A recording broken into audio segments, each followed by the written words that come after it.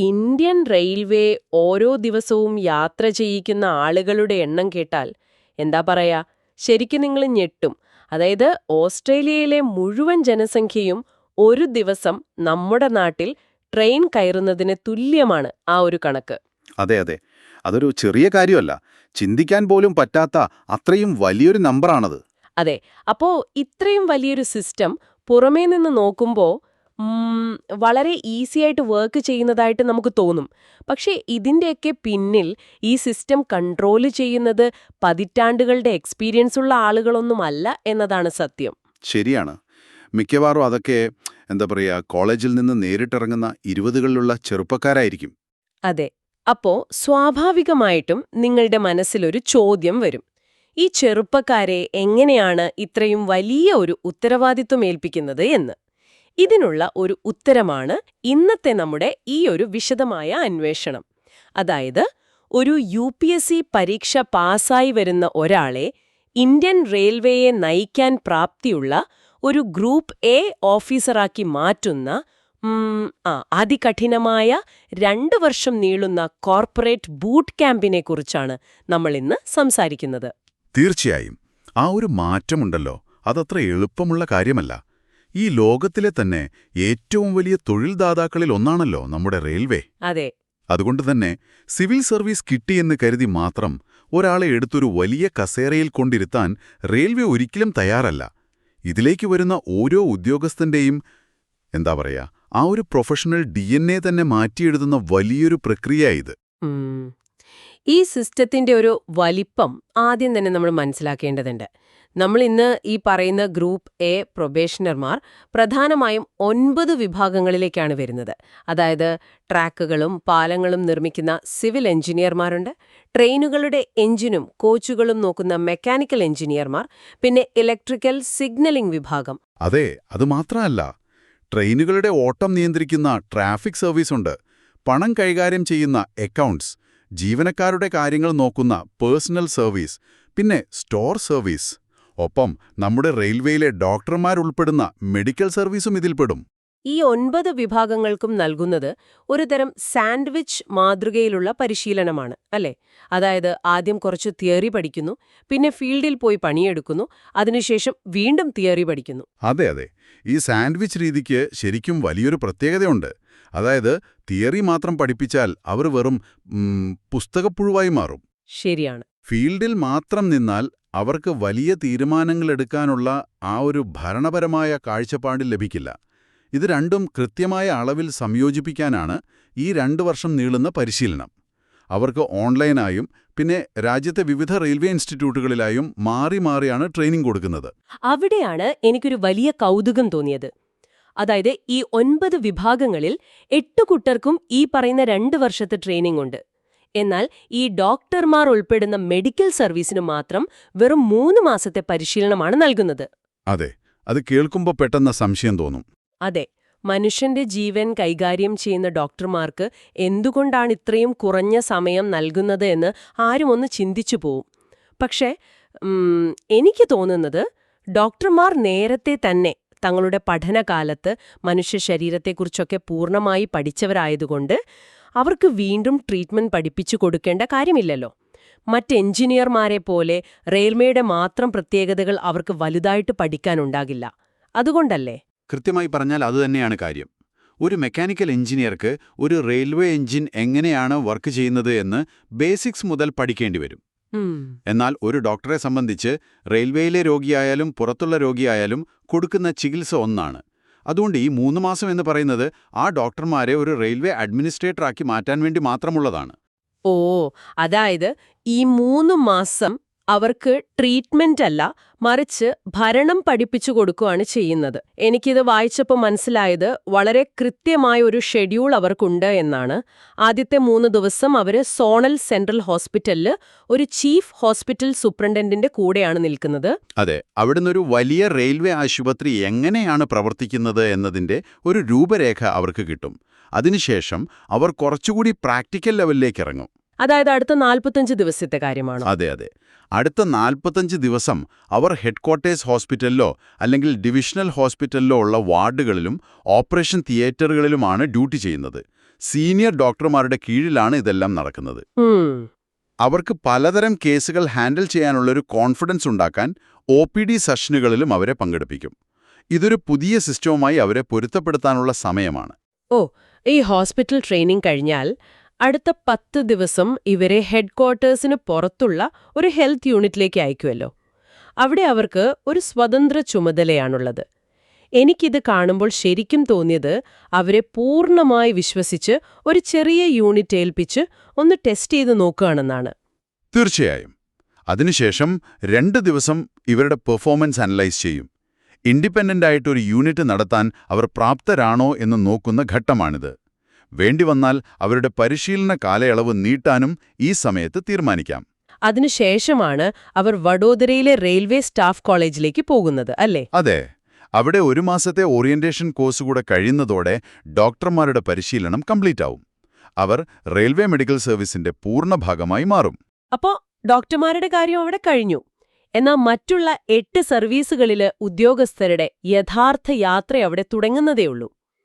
നമ്മളീ പറഞ്ഞ വഡോദരയിലെ national academy of Indian റെയിൽവേസിൽ എല്ലാവർക്കും കോമൺ ആയിട്ടുള്ള 8 ആഴ്ചത്തെ ഒരു ഫൗണ്ടേഷണൽ കോഴ്സുണ്ട്. അതെ, national academy of Indian railways അഥവാ നായർ സിസ്റ്റത്തിന്റെ യഥാർത്ഥ നട്ടെല്ല് എന്ന് വേണമെങ്കിൽ ഇതിനെ നമുക്ക് വിളിക്കാം.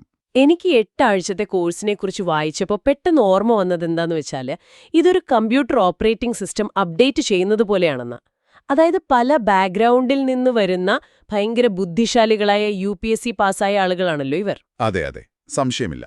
അവർക്ക് അവരുടേതായ വലിയ അറിവുകളുണ്ട്. എന്നാൽ അവരെ എല്ലാവരെയും ഒരേ ക്ലാസ് മുറിയിൽ ഇരുത്തി അവരിലേക്ക് പറയുന്നൊരു പുതിയ റെയിൽവേ OS ഇൻസ്റ്റാൾ ചെയ്യുകയാണ് ഇവിടെ ശരിക്കും നടക്കുന്നത്. പക്ഷേ എൻ്റെ ഒരു സംശയം, എന്തിനാണ് ഇവരെ എല്ലാവരെയും ഇങ്ങനെ ഒന്നിച്ചിരുത്തുന്നത്? അതായത് ഒരു മെക്കാനിക്കൽ എഞ്ചിനീയറും ഫിനാൻസ് കൈകാര്യം ചെയ്യുന്ന ആളും ഒരേ മുറിയിലിരുന്നു പഠിക്കേണ്ട കാര്യമുണ്ടോ? തീർച്ചയായുമുണ്ട്. അതൊരു വളരെ ബോധപൂർവമായ തീരുമാനമാണ്. നോക്കിക്കേ, നാളെ ഒരു വലിയ ഡിവിഷന്റെ പ്രവർത്തനത്തിൽ എന്തെങ്കിലും ഒരു ഇഷ്യൂ വന്നാൽ സിഗ്നലിംഗ് വിഭാഗം തലവൻ മെക്കാനിക്കൽ വിഭാഗം തലവനുമായി ചേർന്ന് വർക്ക് ചെയ്യേണ്ടി വരും. ശരിയാണല്ലോ. അപ്പോ ആ സമയത്ത് അവർ തമ്മിലൊരു അപരിചിതത്വം ഉണ്ടാകാൻ പാടില്ല. ഈ 8 ആഴ്ചക്കാലം ഒന്നിച്ചു പഠിക്കുകയും ഭക്ഷണം കഴിക്കുകയും സമയം ചിലവഴിക്കുകയുമൊക്കെ ചെയ്യുന്നതിലൂടെ വലിയൊരു പ്രൊഫഷണൽ നെറ്റ്വർക്കാണ് അവിടെ രൂപപ്പെടുന്നത്. ഈ ബന്ധങ്ങൾ ഭാവിയിൽ റെയിൽവേയുടെ പ്രവർത്തനത്തിന് വലിയ രീതിയിൽ സഹായിക്കും. അത് വളരെ യുക്തിസഹമായ ഒരു കാര്യമാണ്. അപ്പോ ഈ പുതിയ ഓപ്പറേറ്റിംഗ് സിസ്റ്റം ഇൻസ്റ്റാൾ ചെയ്തു കഴിഞ്ഞാൽ പിന്നെ ഇവരെ നേരെ ഫീൽഡിലേക്ക് ഇറക്കി വിടുകയാണല്ലോ. ഫൗണ്ടേഷണൽ കോഴ്സ് കഴിഞ്ഞാൽ പിന്നെ ഗ്രൗണ്ട് ലെവൽ ഫീൽഡ് ട്രെയിനിംഗ് ആണ്. നമ്മളൊന്ന് സങ്കല്പിച്ചു നോക്കൂ. അതുവരെ പുസ്തകങ്ങൾ മാത്രം വായിച്ചു വളർന്ന 23 24 വയസ്സുള്ള ഒരു ചെറുപ്പക്കാരൻ ആയിരക്കണക്കിന് തൊഴിലാളികൾ ജോലി ചെയ്യുന്ന ഭയങ്കര സൗണ്ടുള്ള ഒരു ലോക്കോമോട്ടീവ് ഷെഡിലേക്കോ അല്ലെങ്കിൽ വലിയ യന്ത്രങ്ങളുള്ള വർക്ക്ഷോപ്പിലേക്കോ ആദ്യമായി പോവുകയാണ്. അതെ, കനത്ത ചൂടും ഗ്രീസും ശബ്ദവുമെല്ലാമുള്ള ഒരു യഥാർത്ഥ ലോകം. അതെ, അവിടെ വെറുതെ നിന്ന് കാണുക മാത്രമല്ല, ഈ സിസ്റ്റംസ് എങ്ങനെയാണ് പരസ്പരം കണക്ട് ചെയ്തിരിക്കുന്നതെന്ന് അവർക്ക് മനസ്സിലാക്കേണ്ടതുണ്ട്. ഫീൽഡ് ട്രെയിനിങ്ങിന്റെ യഥാർത്ഥ ഉദ്ദേശവും അതുതന്നെയാണ്.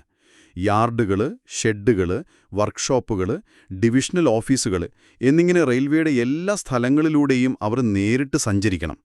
ഒരു സിഗ്നൽ ഫെയിലായാൽ അത് ലോക്കോ പൈലറ്റിനെ എങ്ങനെ ബാധിക്കുമെന്നും അത് നന്നാക്കാൻ എത്ര സമയമെടുക്കുമെന്നും അതിനു പിന്നിലെ ആ ഒരു മാനുഷികമായ എഫർട്ട് എത്രയാണെന്നും അവർ നേരിട്ട് കണ്ടു മനസ്സിലാക്കണം. അതെ, എന്നാലേ നാളെ AC മുറികളിലിരുന്ന് വലിയ തീരുമാനങ്ങൾ എടുക്കുമ്പോൾ അവർക്ക് ഈ താഴെത്തട്ടിലുള്ള ആളുകളുടെ ബുദ്ധിമുട്ടുകൾ കൂടി പരിഗണിക്കാൻ സാധിക്കും. കൃത്യമായി പറഞ്ഞു. ഈ ഫീൽഡ് ട്രെയിനിങ് കഴിഞ്ഞ് അവർ വീണ്ടും തങ്ങളുടെ സ്വന്തം ഡിപ്പാർട്ട്മെന്റുകളെക്കുറിച്ച് ഡീപ്പായിട്ട് പഠിക്കാൻ വഡോദരയിലേക്ക് തന്നെ മടങ്ങും. 6 ആഴ്ചത്തെ ഇൻഡക്ഷൻ കോഴ്സിനായിട്ടാണത്. ഫേസ് 1, ഫേസ് 2 എന്നിങ്ങനെ 2 ഘട്ടങ്ങളിലായിട്ടാണ് ഇത് നടക്കുന്നതെന്ന് ഞാൻ വായിച്ചിരുന്നു. ഫൗണ്ടേഷണൽ കോഴ്സ് എല്ലാവർക്കും കോമൺ ആയിരുന്നുവെങ്കിൽ ഇൻഡക്ഷൻ കോഴ്സ് ഓരോ ഡിപ്പാർട്ട്മെന്റിനും വ്യത്യസ്തമാണല്ലേ? അതെ അതെ. അവരുടെ സ്വന്തം സാങ്കേതിക നിയമങ്ങളും പിന്നെ ഫിനാൻഷ്യൽ റൂളുകളും എല്ലാം പഠിക്കുന്നത് ഈ ഘട്ടത്തിലാണ്. ഇവിടെ ഒരു പ്രധാനപ്പെട്ട വ്യത്യാസം നമ്മൾ ശ്രദ്ധിക്കേണ്ടതുണ്ട്. നമ്മൾ തുടക്കത്തിൽ പറഞ്ഞ ആ 8 സർവീസുകളിൽ ഭൂരിഭാഗം പേർക്കും ഈ ഇൻഡക്ഷൻ കോഴ്സ് അവരുടെ 2 വർഷത്തെ ട്രെയിനിംഗ് സമയത്ത് തന്നെയാണ് നൽകുന്നത്.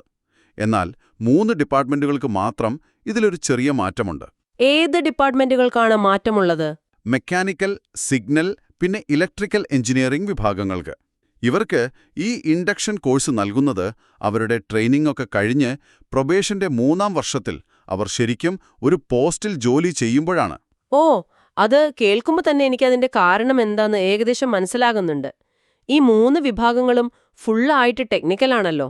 ഒരു ഇലക്ട്രിക്കൽ എഞ്ചിനീയർക്ക് ഹൈ വോൾട്ടേജ് ലൈനുകളെക്കുറിച്ചോ അല്ലെങ്കിൽ വലിയ യന്ത്രങ്ങളെക്കുറിച്ചോ വെറുതെ ഒരു ക്ലാസ് മുറിയിൽ ബോർഡിൽ വരച്ച് കാണിച്ചാൽ മനസ്സിലാകില്ല.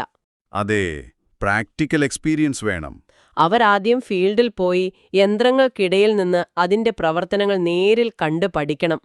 ആ യന്ത്രങ്ങൾക്കുള്ള സ്പെയർ പാർട്സുകൾ എങ്ങനെ വാങ്ങണം, അല്ലെങ്കിൽ അതിന്റെ സാമ്പത്തിക നിയമങ്ങൾ എന്താണ് എന്നതൊക്കെ തിയറിയായി പഠിക്കുന്നതിന് മുൻപ് ഈ മെഷീനുകളുടെ യഥാർത്ഥ സ്വഭാവം അവർ അറിഞ്ഞിരിക്കണം.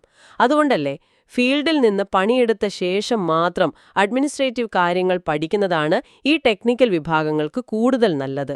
അത് 100% ശരിയാണ്. ആദ്യം ഗ്രൗണ്ടിലെ ബുദ്ധിമുട്ടുകൾ നേരിടുക, അതിനുശേഷം അതിനെ മറികടക്കാനുള്ള ഒഫീഷ്യൽ കാര്യങ്ങൾ ക്ലാസ് മുറിയിലിരുന്ന് പഠിക്കുക. ഇതാണ് റെയിൽവേ ഉദ്ദേശിക്കുന്നത്. ഇനി ഈ പരിശീലനങ്ങളെല്ലാം വിലയിരുത്തുന്നത് എങ്ങനെയാണെന്നുകൂടി നമ്മൾ അറിയേണ്ടതുണ്ട്. ഇന്ത്യയിലുടനീളം പലയിടങ്ങളിലായിട്ടാണ് ഇവരുടെ മെയിൻ ഡിപ്പാർട്ട്മെന്റൽ ട്രെയിനിംഗ് നടക്കുന്നത്. ഉദാഹരണത്തിന് സിവിൽ എഞ്ചിനീയർമാരുടെ ട്രെയിനിംഗ് നോക്കുന്നത് പൂനെയിലെ IRCEN എന്ന ഇൻസ്റ്റിറ്റ്യൂട്ടാണ്. ഓക്കേ. അതുപോലെ സിഗ്നലിംഗ് വിഭാഗത്തിന് സെക്കന്ദരാബാദിലും, ഇലക്ട്രിക്കൽ വിഭാഗത്തിന് നാസിക്കിലും, മെക്കാനിക്കൽ വിഭാഗത്തിന് ഖരഗ്പൂരിലും സെന്ററുകളുണ്ട്.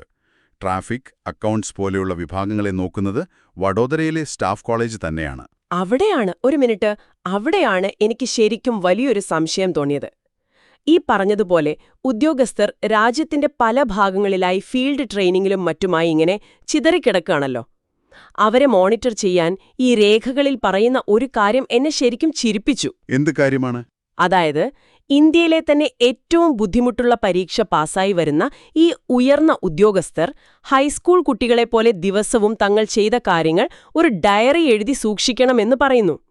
അല്ല, ഈ ആർട്ടിഫിഷ്യൽ ഇന്റലിജൻസിന്റെയും സ്മാർട്ട് ഫോണുകളുടെയും ഒക്കെ ഈ കാലത്ത് ഇതൊരു പഴയകാല ഏർപ്പാടല്ലേ? എന്തിനാണ് ഇത്രയും വലിയ ഉദ്യോഗസ്ഥർ ഇങ്ങനെ ഡയറി എഴുതുന്നത്? അല്ല, ഡയറി വെറുമൊരു സ്കൂൾ ഡയറി അല്ല, അതവരുടെ ഒരു പ്രൊഫഷണൽ ലോഗ് ബുക്കാണ്. ലോഗ് ബുക്കോ? അതെ, നിങ്ങൾ പറഞ്ഞതുപോലെ ഈ ഉദ്യോഗസ്ഥര് രാജ്യത്തിന്റെ പല കോണുകളിലായി ഒറ്റയ്ക്കാണ് ഫീൽഡ് ട്രെയിനിംഗ് നടത്തുന്നത്.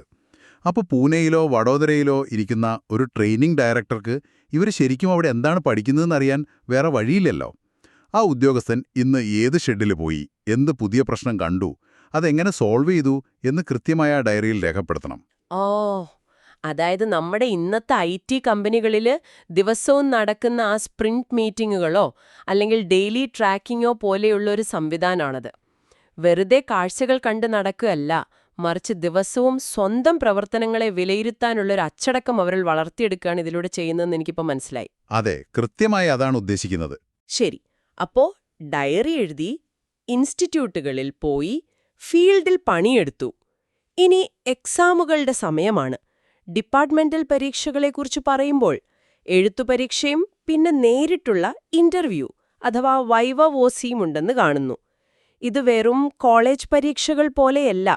ഇതിൽ ജയിക്കാൻ ഓരോ പേപ്പറിനും മൊത്തത്തിലും 60% മാർക്ക് നിർബന്ധമാണത്രേ.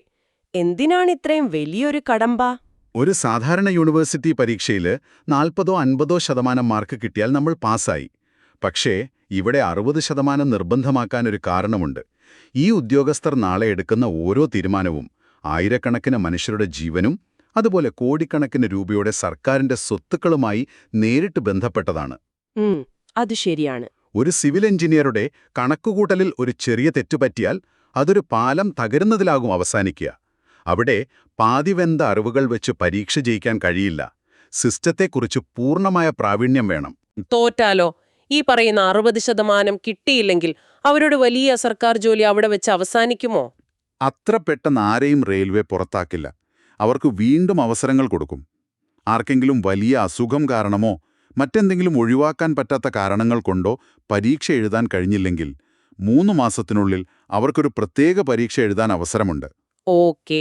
ഇനി പരീക്ഷ എഴുതിയിട്ട് തോറ്റതാണെങ്കിൽ ഏത് പേപ്പറിലാണോ തോറ്റത് അത് വീണ്ടും എഴുതാൻ ഒരവസരം കൂടി നൽകും. എന്നാൽ അവിടെ വലിയൊരു കെണിയുണ്ട്. കെണിയോ? അതെന്താ അങ്ങനെ പറഞ്ഞത്? ഒരാളെ 2ാമത്തെ ശ്രമത്തിൽ വളരെ ഉയർന്ന മാർക്കോടെ പരീക്ഷ പാസ്സായാലും അതവരുടെ സീനിയോറിറ്റി നിശ്ചയിക്കുന്നതിന് പരിഗണിക്കില്ല.